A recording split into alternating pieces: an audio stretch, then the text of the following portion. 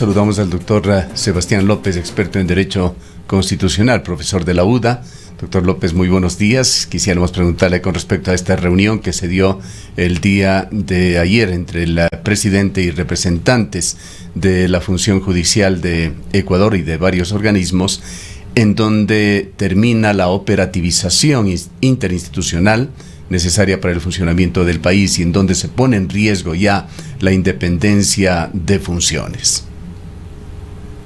Muy buenos días, Gustavo, Rosana, buenos días, un placer estar acá en este espacio con ustedes. Efectivamente hemos visto el día de ayer una reunión entre altas autoridades del Estado, tanto de la función judicial como del Ejecutivo, el señor presidente de la República. Y yo un poco la reflexión es la siguiente: per se no creo que el diálogo esté mal.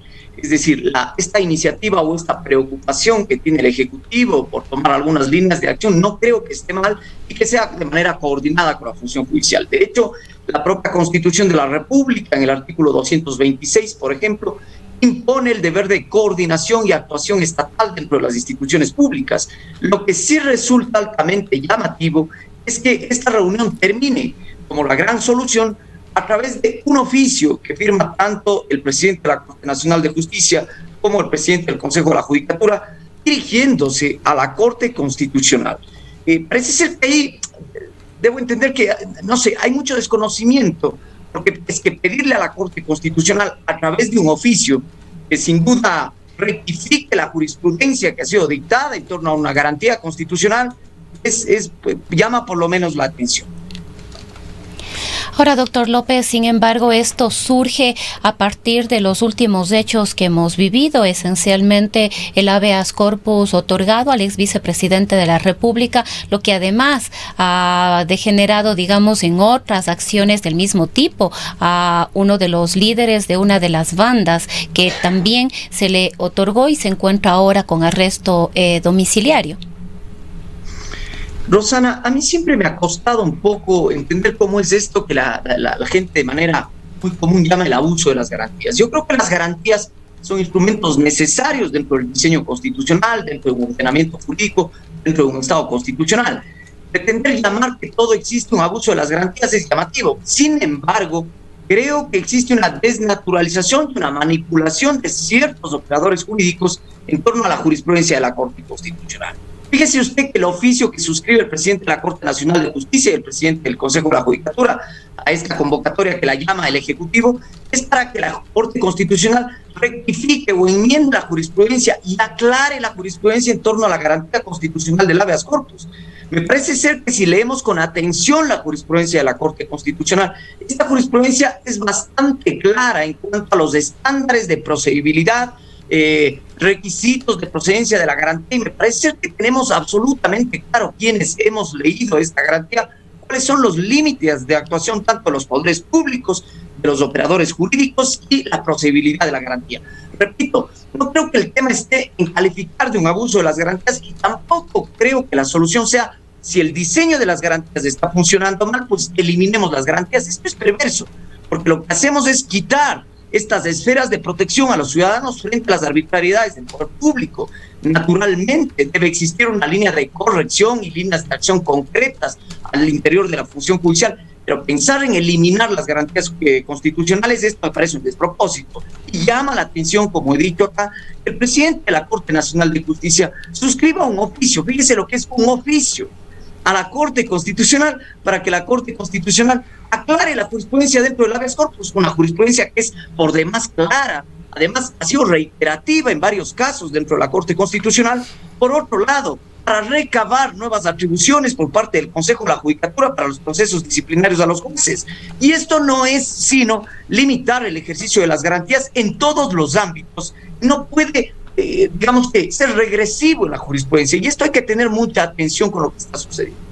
Ahora, doctor López, en este sentido nos preguntamos si bien coincidimos en que el problema no es la existencia, en este caso, de las medidas de esta naturaleza, que obviamente son necesarias y justas. Sin embargo, nos preguntamos cuáles son los límites o en manos de quién está establecer y determinar cuáles son los límites de su otorgamiento. Usted nos decía hace un momento que se ha desnaturalizado aquello, y entonces nos preguntamos a quién le corresponde en este caso poner precisamente justamente estos límites para que no haya un abuso o esta desnaturalización como la califica usted?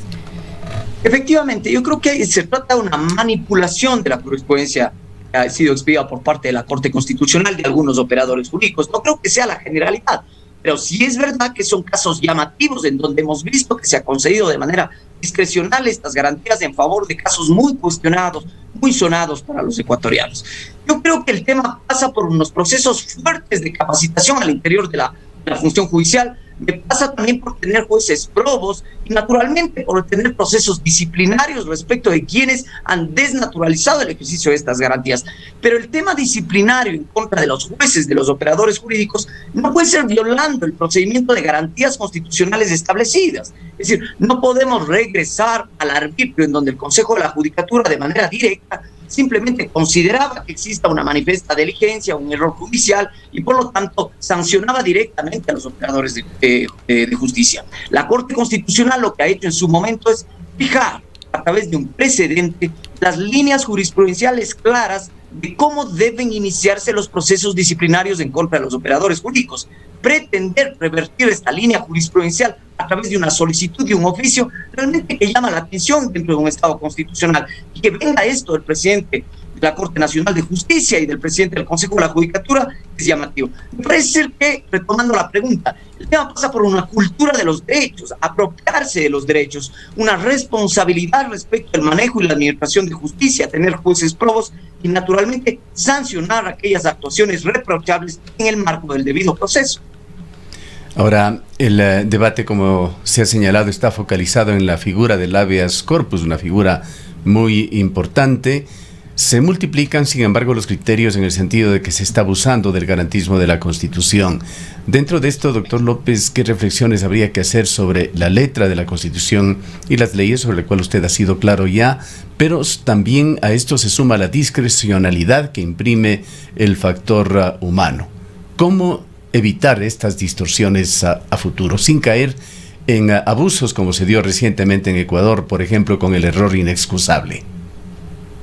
Gustavo, yo creo que el derecho es una ciencia social en donde no encontraremos unos espacios certeros como lo pensaba, digamos, una línea fuerte, el positivismo jurídico más radical. Es decir, el derecho es algo hermético, que es algo cerrado. Siempre existirán espacios de discrecionalidad. El problema es cómo se reduce ese margen de discrecionalidad. Ese margen de discrecionalidad se reduce con una aplicación coherente de la jurisprudencia que ha sido pasada por el más alto órgano de administración de justicia, Corte Constitucional, con una aplicación debida de los precedentes, observando las reglas jurisprudenciales que ha fijado la Corte. El tema es que aquí tenemos jueces que, al margen de la ley, al margen de la jurisprudencia, se han emitido garantías en favor de casos muy cuestionados, violando reglas del procedimiento. La pregunta es, ¿debe existir un seguimiento y sanción a estos operadores jurídicos? Yo creo que sí, pero de ahí a hablar de un abuso de las garantías, esto me parece peligroso, digamos, por ponerle un calificativo. Las garantías son instrumentos que tiene la ciudadanía frente al ejercicio del poder público.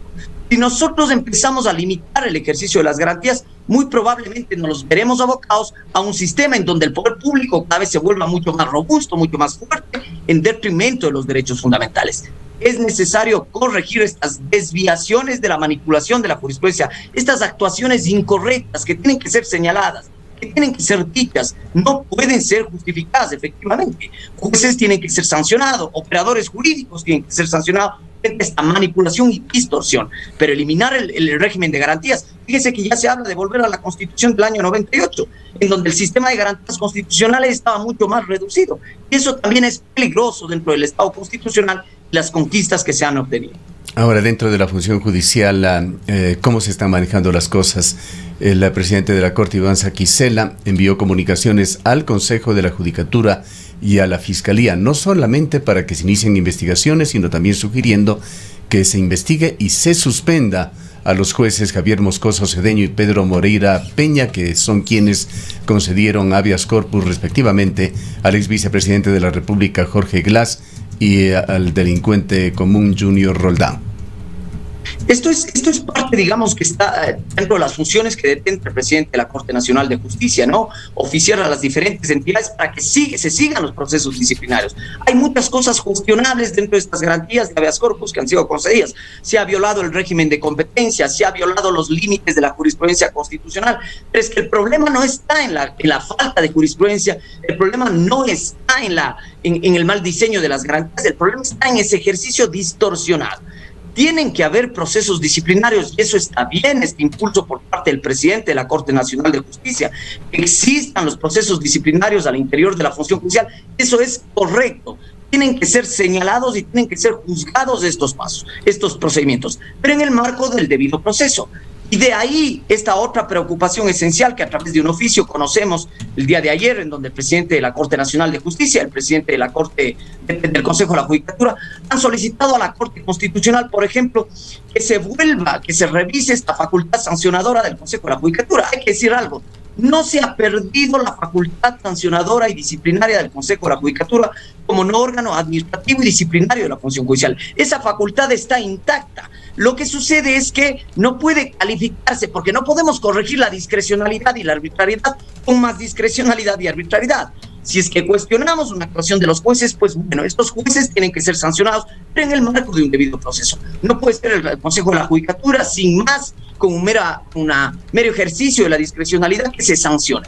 Lo que la Corte Constitucional ha determinado que estos procesos disciplinarios tienen que ser calificados por el órgano superior dentro de la propia función jurisdiccional. ¿Quién más que un juez para revisar una actuación indebida respecto de otro juez inferior? Solo así se abre la posibilidad de una sanción necesaria respecto de la actuación cuestionada de estos procesos de garantías constitucionales.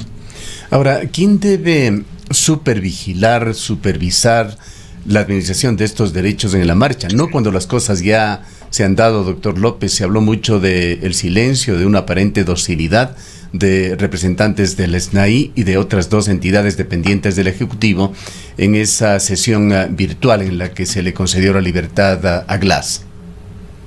Bueno, en primer lugar habría que pensarse también cuál es el rol de la Procuraduría General del Estado. Fíjese que la Procuraduría General del Estado es el representante judicial del Estado. Habrá que ver cuál es la posición del representante del Procurador General del Estado en ejercicio de la defensa técnica del Estado y del debido proceso dentro de estas actuaciones judiciales.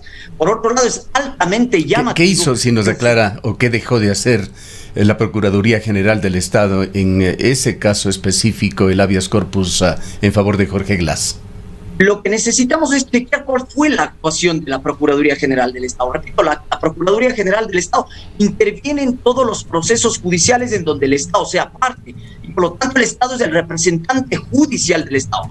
Pero lo que sin duda tiene que ser señalado es la actuación del funcionario el Ejecutivo, en donde efectivamente no existe ninguna oposición respecto de la solicitud de garantía de habeas corpus. Me pregunto yo, no existe una oposición respecto de la primera diligencia de audiencia pública, pero paradójicamente el funcionario ha apelado.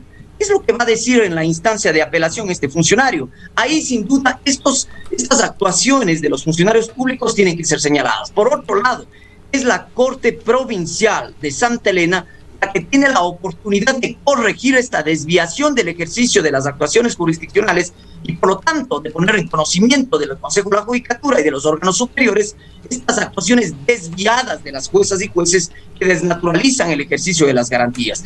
Sin duda vemos con preocupación cómo es que se ha violado el régimen de la competencia, decía, cómo es que se han violado los límites de actuación de las garantías constitucionales del habeas corpus. Y esto tiene que ser cuestionado y señalado. No tiene que pasar por alto, pero naturalmente existe un debido proceso. Y claro, los funcionarios públicos son responsables en el ejercicio de su actuación respecto de las decisiones que toman en el ejercicio del patrocinio del Estado. Y eso también tiene que ser cuestionado al interior de cada institución y cada funcionario. Ahora, doctor López, fue el SNAI quien presentó oficialmente el recurso de apelación al habeas corpus concedido a Jorge Glass. ¿Era a este organismo al que le competía, al que le correspondía presentar esta apelación? Porque nos preguntamos, ¿cómo ha actuado el Estado? Pero cuando fue la audiencia, los delegados, en este caso del Gobierno Nacional, Constitucional del Estado ecuatoriano no se pronunciaron cuando se estaba dando este proceso. Añadamos a esto, para escucharle a usted, doctor López, que fue un informe del SNAI el que sustentó el hecho supuesto que utilizaron los abogados de Glass, señalando que se desconocía la ubicación física del vicepresidente y justificando con esto que se presente esta causa en Manglar Alto. Esto a lo que ha contribuido Gustavo y Rosana es a generar mayor duda respecto de un posible pacto o acuerdo que los políticos vienen llamando respecto del Ejecutivo y las otras fuerzas políticas. Y claro, deja todo este velo, cierne todo este velo respecto de la actuación de los funcionarios públicos del SNAI, así como de la actuación de los jueces dentro de este proceso de garantías, porque es preocupante efectivamente, como lo dice acá Rosana y como lo anota, es que el funcionario no hace ninguna objeción, ninguna oposición a la pretensión de la parte actora. Y casi que esto viene a ser una suerte de allanamiento, digo, de alguna manera, si es que existe una posición jurídica que es presentada y yo no ejerzo ninguna oposición o defensa por parte del Estado, casi que me estoy allanando a una pretensión.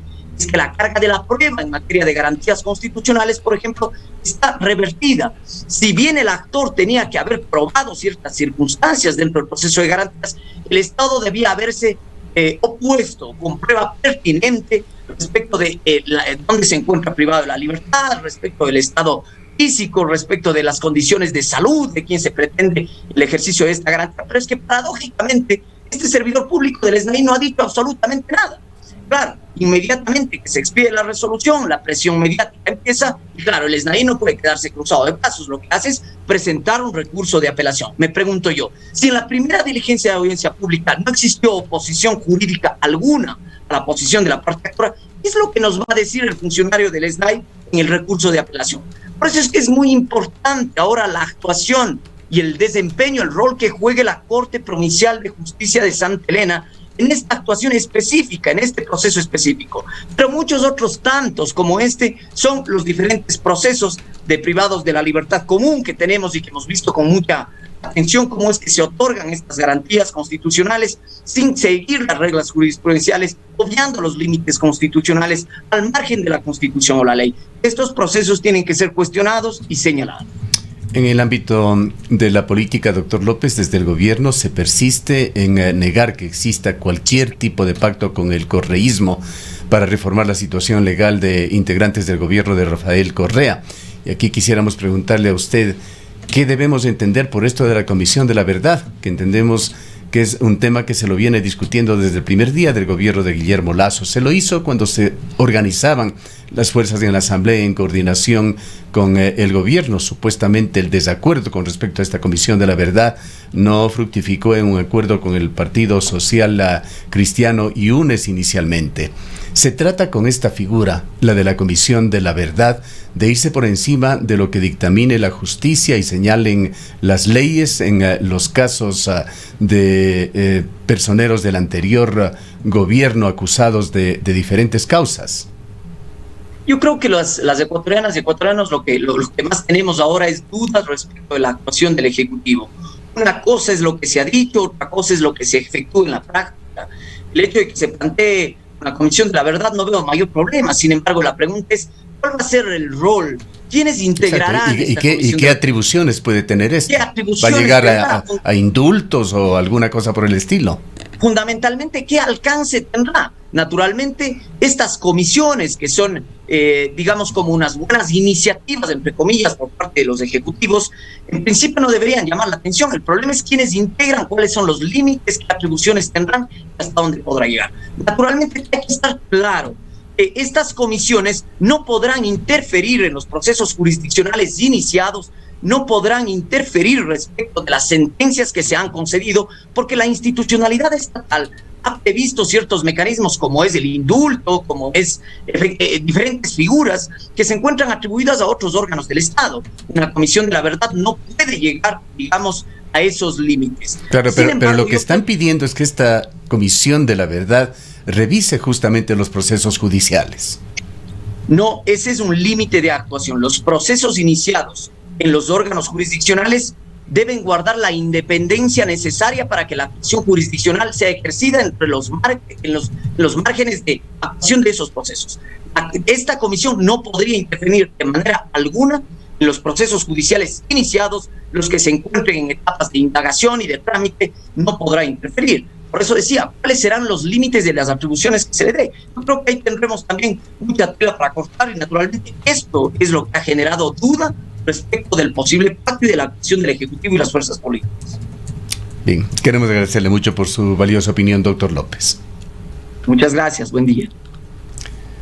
Son las 7:50. Hemos escuchado al doctor Sebastián López, experto en Derecho, profesor de la UDA, quien se ha referido a esta reunión que llamó el presidente de Ecuador el día de ayer a la Fiscalía, Procuraduría, al Consejo de la Judicatura para tratar el tema de los habeas corpus que se emitieron y que generaron gran polémica en el país la semana pasada.